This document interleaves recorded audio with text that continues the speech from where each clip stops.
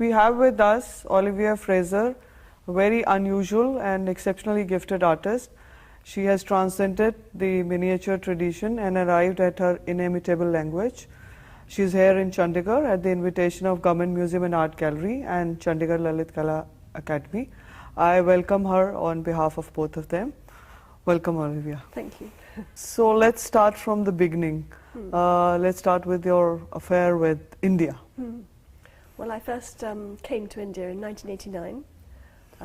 I'd been at art school only for a year, was due to do an MA, and I left art school in the UK following following my husband out here, and came to Delhi, clutching a book that had just been published about my kinsman, James Bailey Fraser, and his brother, William Fraser, who had lived in India 200 years ago in Delhi. William was the resident of Delhi, and James Bailey was an artist, and he had painted the monuments and buildings of Calcutta, and was a landscape artist, had painted the Himalayas as well. And they had also collected miniatures which they had commissioned from Indian artists. They were known as company school miniatures. And this book I had in my hands as I arrived in India, and I thought of it as my initial guide, initial sort of teacher, I suppose, of where to start when I arrived in this country, because it was such an extraordinary thing to... So would you say the Fraser album was your first reference point? Yes, and also, I mean, I suppose it was the idea of being being a visitor, and James Bailey had been a visitor as well, and he had painted, the landscape, and I came and I painted the monuments. I carried on from where he'd left off, because he wrote in his diaries that he was going to paint the monuments of Delhi, but he never got around to it, so I started with that. And the Fraser album was all about depicting people and their customs and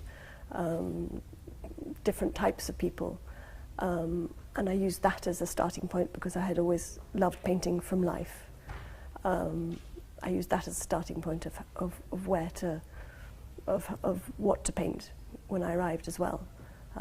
So I would sit and paint shepherds in Rajasthan, or street scenes in Delhi, or and then I went to the National Museum in Delhi, and I saw the miniature painting collection there, and I was just bowled over by the colours. I saw them, it wasn't a reproduction, I saw them in the flesh. I was bowled over by the jewel-like colours, the burnished, shining surfaces, the extraordinary embellishments with gold leaf and sometimes with beetle wings, or the detail, the subject matter. The whole thing just knocked me for six, and I just thought, right, I've got to go try and learn more about this. And that's when you started learning the tradition? No, so I started from trying to do it myself in my own way, using my watercolours, which was the initial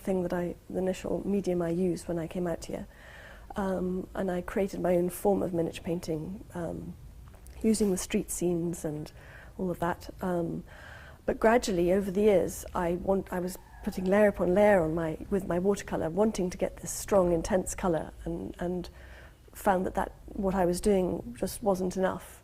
So when we came back again in 2004,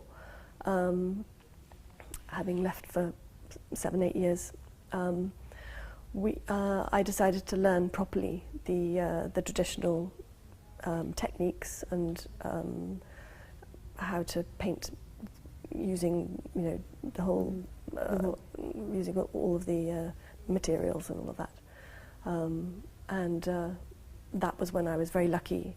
I was introduced to an amazing teacher in Jaipur in Rajasthan, and I was shown also all the natural pigments and the stones and the kariya, which is a lovely white chalk colour from the cliffs around Jaipur. I was taken to the pansari shops, which are rather like kind of an Aladdin's cave, where you can find all these strange roots and rocks and materials that are used either for puja or for health, for homeopathic remedies, or by the painters as source colours in their natural form. And it was a wonderful experience seeing, being brought up in a country where you just go into a shop and you buy a tube and of paint, and to actually feel that connection with the landscape around me. The sap from the tree that hung, that grew outside my first teacher's house was used to work on top of gold leaf. I mean, all this sort of thing. I just found thrilling. I found that here was the landscape around me being used to create these gem-like images, which you then used a stone, the agate stone, to burnish, which then brought out the natural, the natural sort of gem-like sort of sense within the pigment itself as well, so that when you hold it up to the light, it slightly shimmers. I just found the whole thing. But then was it more difficult to imbibe the technique or to make these colours? It was all a very slow process. It was a very slow process, and I enjoyed learning the process, whether it was mixing the colours, learning to grind the pigments, getting it to that very, very fine consistency where it's like almost like dust, testing the colours so that, when you're mixing it, you have to mix the colours with Arabic gum, and certain colours have different natures. So, for example, malachite, it should feel a bit cold when you're mixing it. They have a different, all of the, and then brushes. I was taught how to, not that I've made the brushes, but I was taught how to make them. I was taught how to make the paper, the vasli, the handmade paper, and to bind the paper to make it slightly more, slightly thicker, and then you burnish it to make it this opaque and polished surface on which to start your drawing, start your painting. I love the whole process. It's a very slow process, but I relish each part of it. There's a whole side where you make your drawings on a butter paper, which you then your detailed work is on the butter paper, which you then place on your main vasli, and you use carbon paper, and you. It's very much a tradition that's been going on forever and ever, and I loved feeling that connection with history as well, that it's still there. When I was learning, when I was at art school in the West, all that kind of thing had seemed to have been thrown out the window. It was just get on with it. It's all about your expression, your self-expression, and it doesn't matter about learning how to draw. And I was thrilled to find that sense of, excellence and striving towards excellence that's still very much here. But were you aware of the miniature tradition in the West? Well, funnily enough, yes, I discovered after all of this that my great-grandmother on my mother's side was a miniature painter, but in a different style, in the Western style. She used to do tiny miniature portraits, but very different. And I wasn't aware of, I had been brought up, I suppose, in a very Western sort of way, and that despite these forebears of mine, with a Western perception of art, and despite these forebears of mine having lived here, 200 years ago, I was unaware of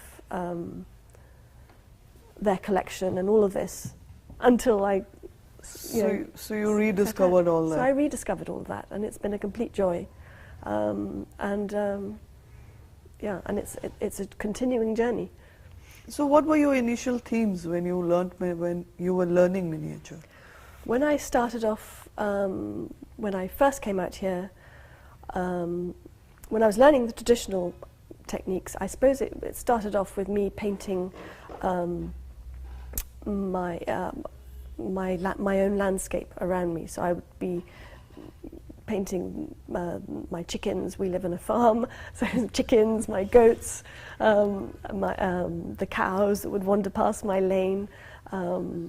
And that kind of led me on to, because I was learning about the Srinathji under these painters who were painting pitrais from Natadvara. I then started using my initial imagery and putting it into the Natadvara, using, combining the two. Then I went to see the shrine in near Udaipur, which was an extraordinary experience as well. And so my vocabulary and my subject matter sort of grew off from that. And it was particularly always the landscape, though, that I was excited about. It was the backgrounds of miniature painting that drew me, that excited me. And from that idea of landscape, it developed and evolved into my love of yoga sort of converged with that, because I was very fortunate to have a yoga teacher who taught me yoga in a very visual way. It was all about meditation and visualizations which were connected with the garden, with lotuses, with colour, with the idea of this sacred space. And that is what really has been my starting point ever since. And lotus has been a recurring motif since then? Since basically right at the beginning. When I was, the golden lotus, which is on show currently here, was my first one, and then it's just become more and more the key subject matter, with me concentrating, I suppose, on the 1,000-petal lotus, which is the goal in meditation, to reach the beyond, and trying to sort of deconstruct what a lotus is, the colour, the sense of movement that there is within meditation, the sort of when you're the breath that goes with meditation, the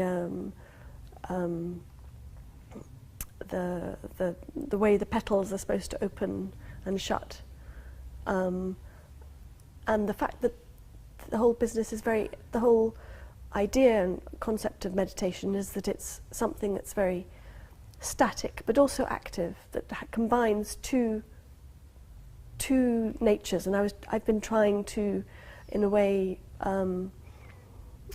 look into sort of how to depict that as well, how to predict, how to show something which is so flat and so sort of two-dimensional, this very flattened, burnished surface, which is that of the miniature painting, but how to make that, and which also is something that's particularly from this tradition, where you're not necessarily trying to make a kind of a realistic three-dimensional likeness. There's a particular way of doing edges, for example, or of shading that's from this strong tradition, Rajasthani tradition, Natadvara tradition, where the shading happens in certain areas. But to try and combine that with perhaps a sense of optical awareness of how to make something a bit more, active, to see if one's eyes, that's what I'm aiming at anyway. So. But in India, lotus is also a political symbol. Oh, well, I know, yes. So did it in any way alter your understanding of this? Well, I'm aware of that, but I'm concentrating on an inner lotus. I'm not being, to my mind, it's not a political painting.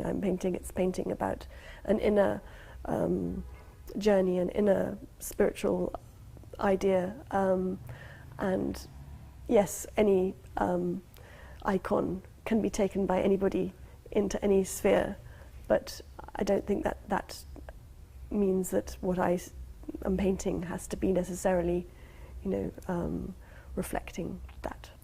So you imbibed miniature, Nathdwara style, yogic practice, and also a bit of Tanka style. How do you amalgamate all this within your works? What is the process like?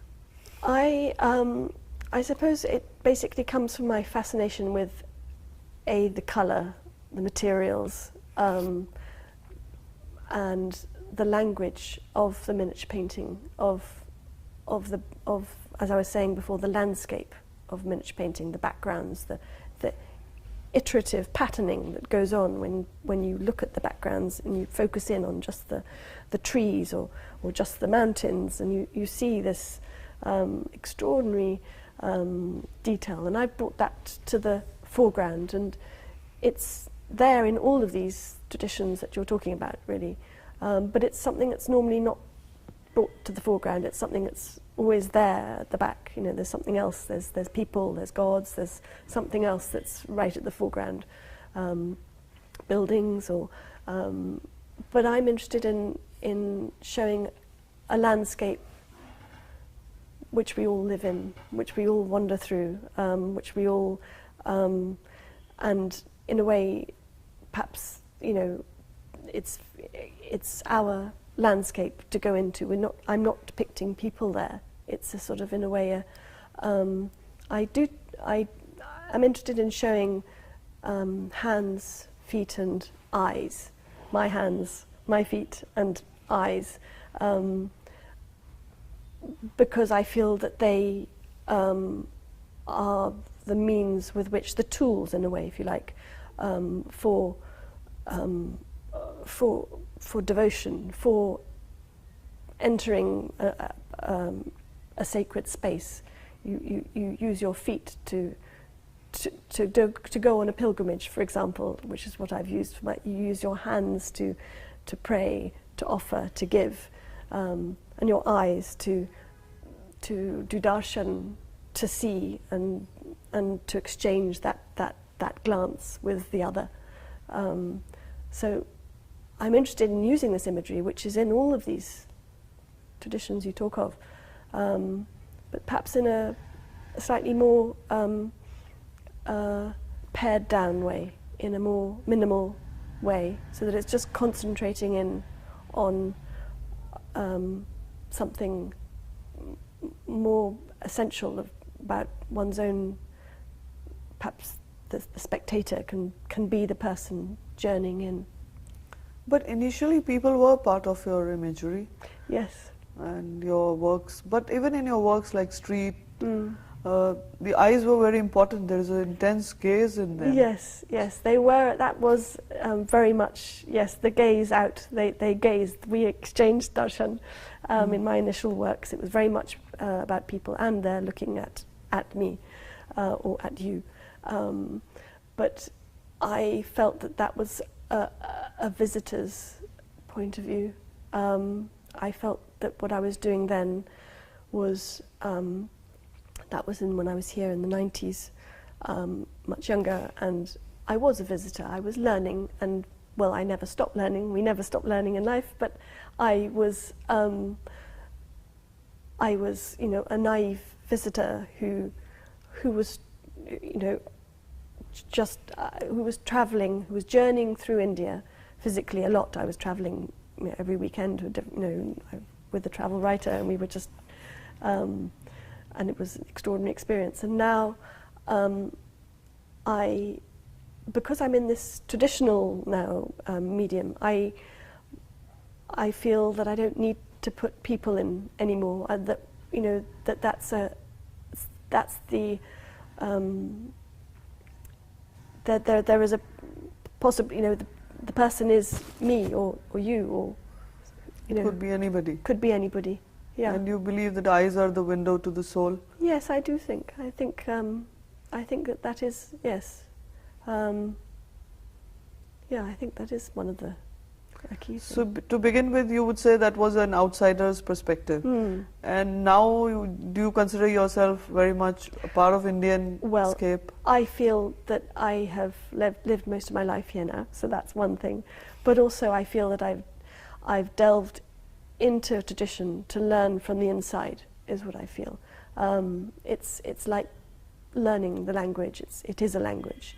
It is a whole way of thinking, and it's been my way of feeling a form of belonging here, I suppose. Something more intimate than purely sitting outside a monument and painting, a form of postcard, I suppose. But you did paint some architectural buildings? I did, yeah. They were, I painted a lot of those when I started out, again with watercolour, and I had a lot of exciting times with people sitting around while I was painting, little children dancing in front of me, trying to distract me.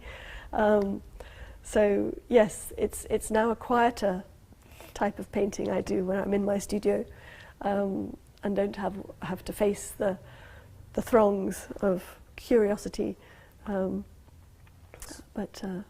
from people to architecture to the real essence of Indian spirituality, would you say your artistic practice has come a long way?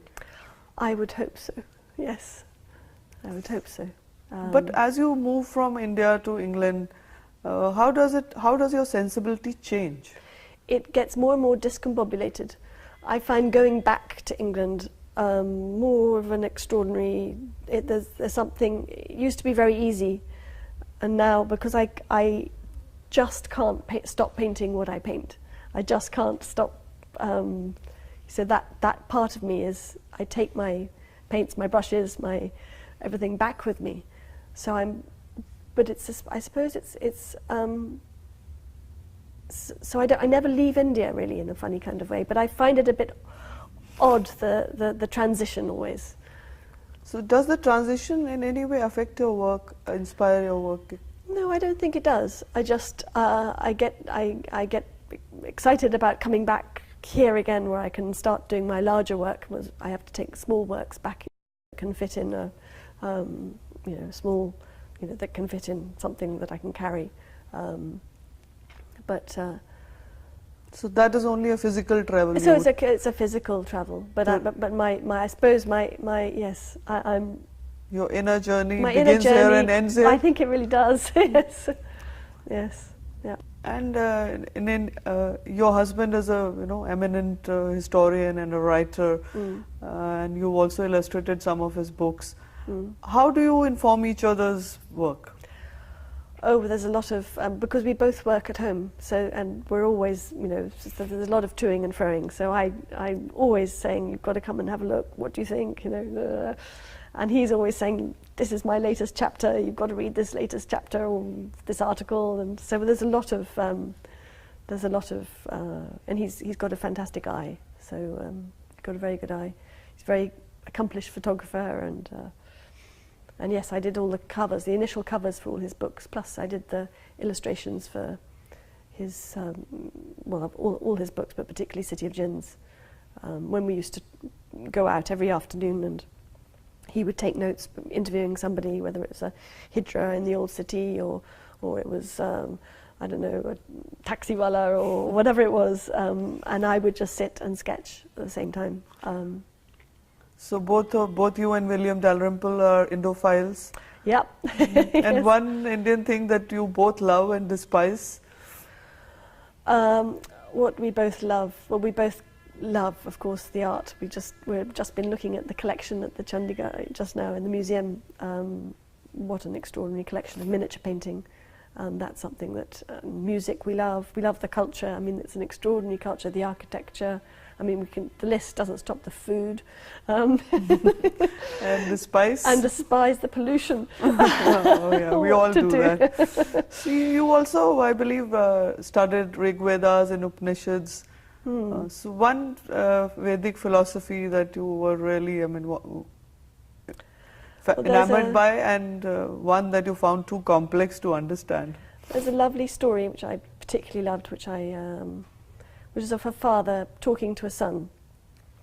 And the father says, this is from the Upanishads, and the father says, bring me a seed from that fruit from that tree. He's talking to his son, so the son brings a fruit from the tree, it's the banyan tree, and he says, open that fruit, and the son opens the fruit.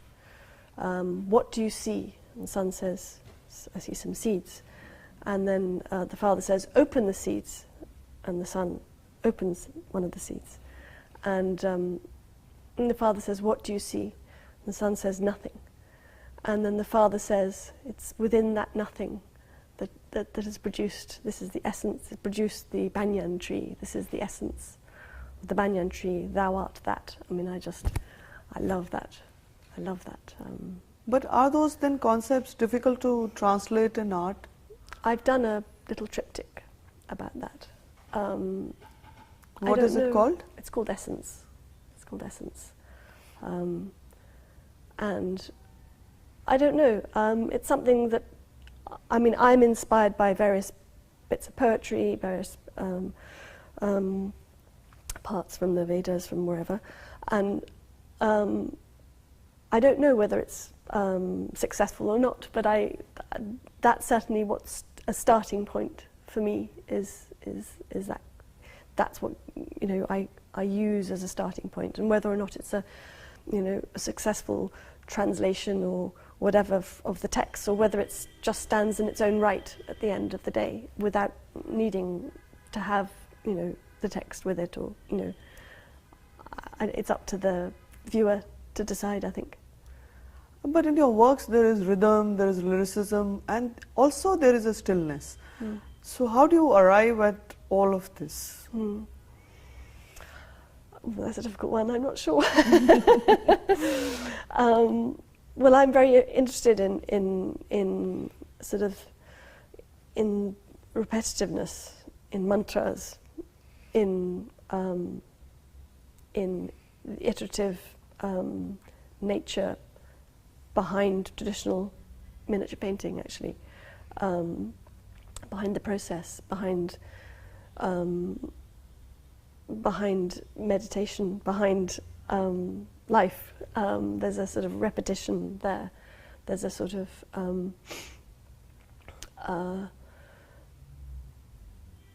it's behind, I suppose, a sort of philosophy of life as well, behind the idea of when you're focusing in on you're meditating on one of the chakras, for example,